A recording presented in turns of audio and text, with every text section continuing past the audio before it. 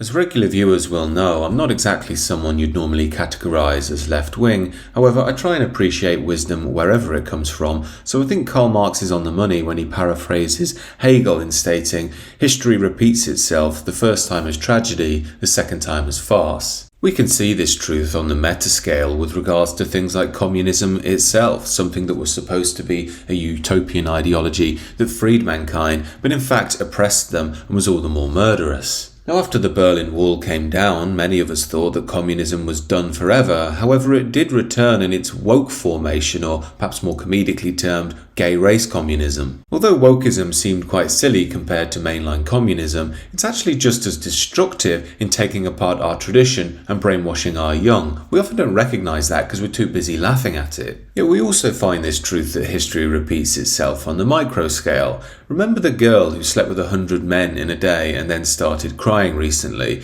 Well, that seemed a tragedy to many of us, not just because of the girl, but made us think, what's happened in the Western world? What's happened to our culture? We've completely been gutted out. Well, now it turns out that this girl's, quote, friend and mentor, a Bonnie Blue I believe she's called, is now claiming that she's slept with 1,000 men in a day. Now look, we all know this is disgusting, the men involved are scumbags and everybody involved deserves to be somehow publicly flogged or something like that. However, this broad is so screwed up she'd probably enjoy it. But jokes aside, the point I'm getting at here is this is a feature of modernity. Something happens which is truly shocking to our once stable moral order, and all of us fixate our eyes on it in a sense of disbelief. However, then something even worse happens, and all of a sudden we're out of emotional bandwidth. You simply just throw your arms up in despair and don't want to know anymore. Yet we must focus on such things because there are two major ramifications here. Firstly, as I've pointed out in videos prior, once something so extreme happens, it makes the average woman in London or Paris or New York think,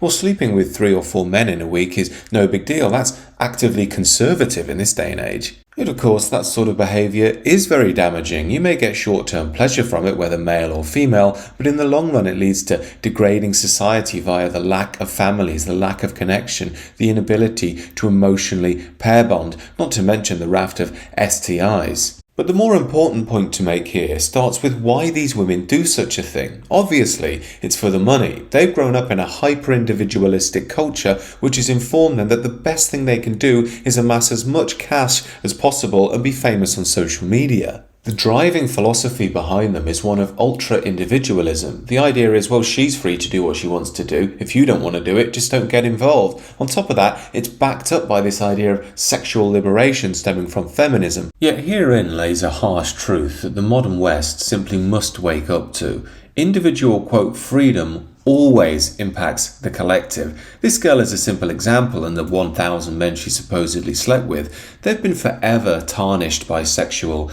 degeneracy now. But we can also view this on the meta scale. Tens of millions of people across the Western world are engaging in mass hookup culture, often having 10, 20, 30, 40 partners a year. These people have been trained to believe that following their most base lusts is a healthy thing. It's just individual freedom, they believe. Just a lot of fun. I'm not hurting anybody. But of course, they are harming the collective. They're harming the bonds that young people can form when starting a family. They're preventing the birth of our next generation in a healthy manner. They're leading to a mass sense of distrust among young people when it comes to dating. The only retort liberals have here is stop trying to control people, you religious maniac. They do them, yeah, you just do you. But of course they don't realise, because they're self-obsessed, that their actions are now impacting the collective massively. Birth rates are on the floor. Young people are struggling to find someone to actually procreate with. But with all this in mind, why don't the powers that be across the Western world put their heads together and realise that this is wrecking our civilization from the inside out?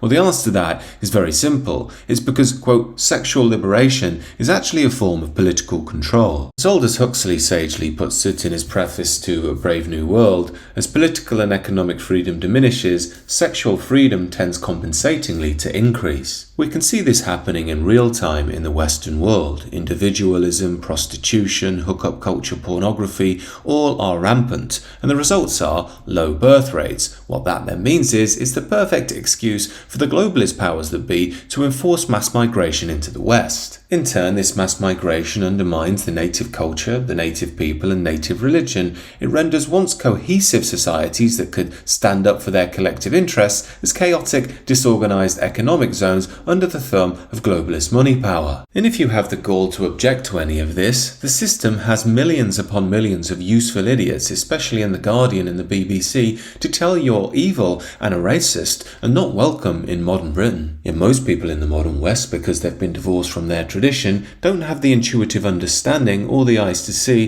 that lust is being weaponized against them. It's leading to their national, cultural and spiritual degradation. So we are, whether rich or poor, via our lusts, being kept in a form of spiritual bondage. As St. Augustine pointed out over 1,500 years ago, thus a good man though a slave is free, but a wicked man though a king is a slave, for he serves not one man alone, but what is worse, as many masters as he has vices. Once you understand this, you'll understand why our television, music and movie culture is so heavily sexualized in this day and age. You'll understand why hookup culture is effectively promoted. You'll understand why pornography, bizarrely, is completely free and instantaneous across the Western world. It seems then that the collective Western world is stuck in a sort of addiction to lust that's used to control us. However, like any demonic attack, there is always an opportunity here, because once you're attacked by darkness, you also start to see the light. What I mean is, once we recognize that we're ensnared, personally or collectively,